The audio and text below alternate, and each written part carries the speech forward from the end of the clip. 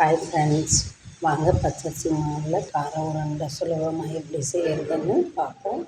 நான் பச்சரிசி மாவு நிறைய எடுத்துக்கல ஃப்ரெண்ட்ஸ், ஒரே ஒரு கிண்ணம் தான் எடுத்துக்கினேன். ஏன்னா எனக்கு காய்ச்சல்னால கொஞ்சம் மதம் போட்டேன். பசங்க ரொம்ப சாப்பிடாது. நான் ஒரு கிண்ணம் பச்சரிசி மாவு, கடலப்பருப்பு, பச்சை மிளகா, வெங்காயம், கருவேப்பிலை, கொஞ்சோண்டு இஞ்சி ஃப்ரெண்ட்ஸ். அதுக்கப்புறம் எண்ணெய் ஊற்றி கடுகு போட்டு நான் இந்த பச்சை மிளகா, கடலப்பருப்பு, வெங்காயம், கருவேப்பிலை, கொஞ்சம் இஞ்சி போட்டு அதை நல்லா வதக்கிக்கிட்டேன்.